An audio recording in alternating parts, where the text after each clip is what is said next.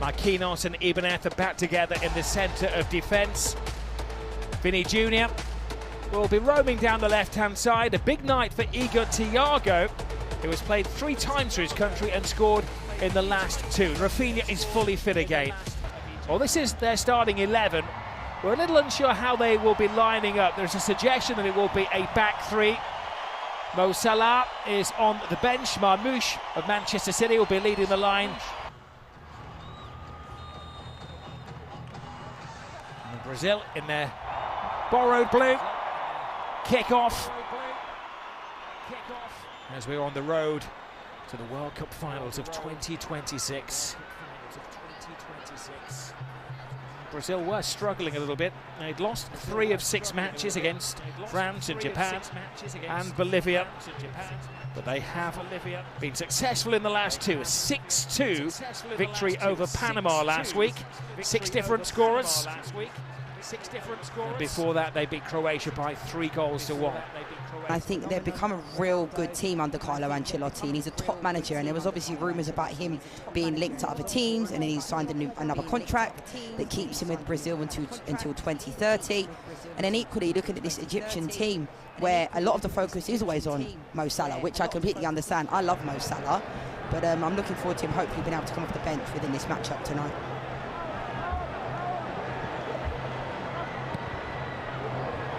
There is Casemiro hitting the ball long, looking for Thiago, who has been a bit of a sensation in the English Premier League this season with Brentford. Vinny Jr. getting on the front foot, getting the Brazilian supporters onto their feet as well.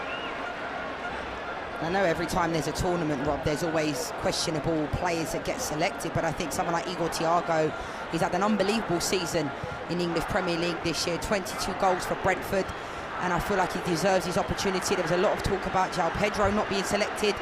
He's had a brilliant year in a really underperforming Chelsea side. Here you go, Brazil, immediately trying to get Thiago into that. Any suggestions that this is a friendly have gone out of the window. 2 sets of completely committed players. Yeah, this is great press in the midfield as well.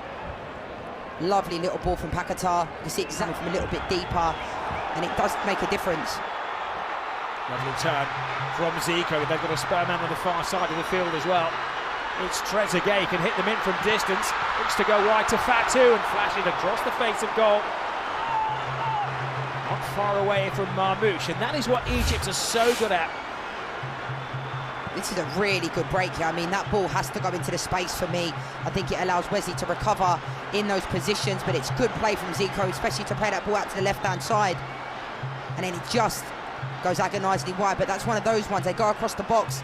It was almost, and it sounds crazy because seeing another tournament without Italy is bad enough, let alone it's unthinkable to think about a tournament without Brazil.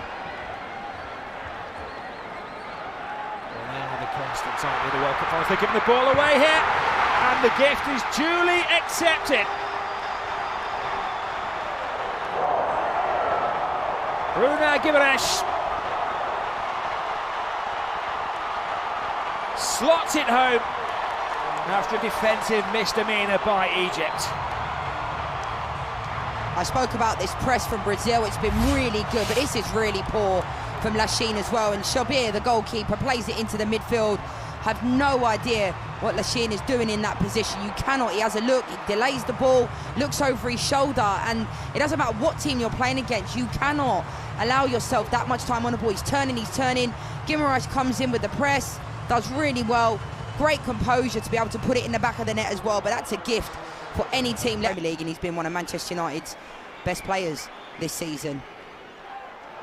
Well, Marquinhos sells his goalkeeper short. Has he gifted an equaliser to Egypt? Yes, he has. Well, this is the night when the players are getting the mistakes out of the way. And a massive goal for Zico. On his 2nd appearance for Egypt and his 2nd goal.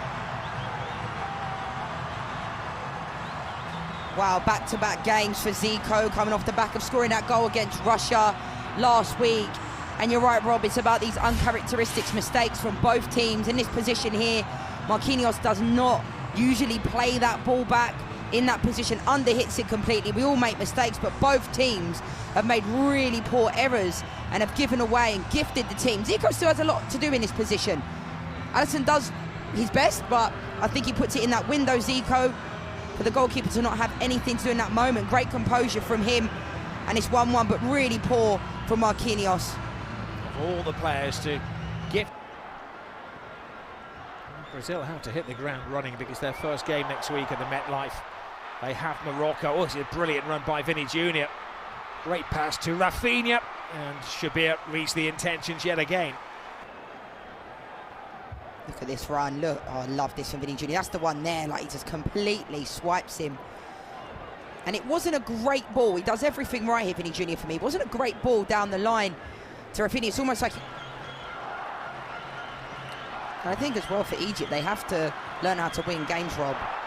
Here's Igor Thiago. Oh, big save, strong wrist from the goalkeeper. He anticipated where it was going, guessed right, and kept out the giant Brazilian centre forward. I'll give credit to the goalkeeper. It was a brilliant save. But I do think whenever Brazil seem to be getting in these opportunities, they are hitting in the window. It's a lovely little ball from Guimarães. That is a gift.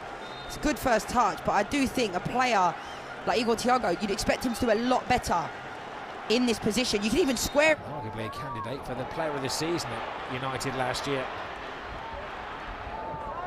Here is Vinny Jr. Brilliant ball. Measured in again, not quite feeding it as Igor Thiago would have liked. Just something bubbling under the surface here with Brazil. Guimarães. Danilo readjusts, hanging the ball in the air. Vinny Jr. picking up the pieces. Has three defenders to dance with. Oh, does it exquisitely. The referee has a long, hard think about that. I'm sure he knows at least 8 of his starting 11. A couple places up for grabs. Here is Rafinha, little drop of the shoulder, takes it back, and Brazil get the second. Fantastically finished by Luis Enrique.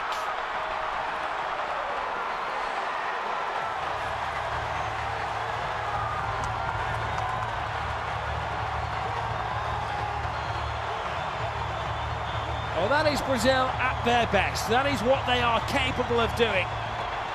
Can they harness it for the next month or so? I spoke about this young player, just 19 years old. It was a lovely play from Rafinha. Look at this touch. Give and go. And Endrick puts it in the back of the net. What a finish. But this is all about the press. But look at this little touch here from Rafinha. Give and go. Lovely positioning from Endrick as well. And I'm so delighted for this player because he's so young, had a lot of pressure, had a lot of weight on his shoulders, goes to Lyon, goes on. And do you know what? He doesn't even catch that truly, but he's in the right place at the right time, and look at what it means to him. Lovely goal, but it's all about the wing play. Brought back into the fold by Ancelotti. He'd only had one cap in 3 years. Here is Rafinha, full steam ahead. Just a goal kick.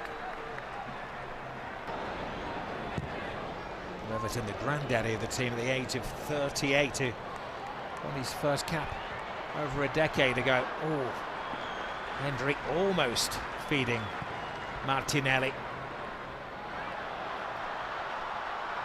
Salah shows a turn of pace. Which option will he take? Disguise pass, good pass to Marmoush. Marmoush runs out of ground. Here's Sandro. Martinelli. Danilo. Luis Enrique. Excellent feet taken on all comers. Does little Brazilian dance. Gives it back to Danilo. 2 Danilos out there, of course. This is... The conditions and the heat has been really good. I wouldn't say kind of the ball has been slowed down, or it feels like a friendly. You know, both teams are going at it, trying to win the game, and I think it's been highly competitive. Well, there's been a good energy to the game. There's been a lot of concern about the heat and getting the fluids on board. But, players really have dug deep. Everton can't get there, just stands his ground. Sleeping well tonight after exerting themselves here. Referee saw nothing wrong with that tackle. Clean and concise. Egypt have the spare man on the far side of the field. Can they finish strongly here? Brazil rocking back on their heels, and well, a little warning shot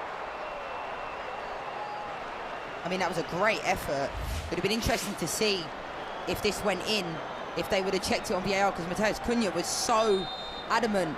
Zizou does so well here, comes in on his left foot.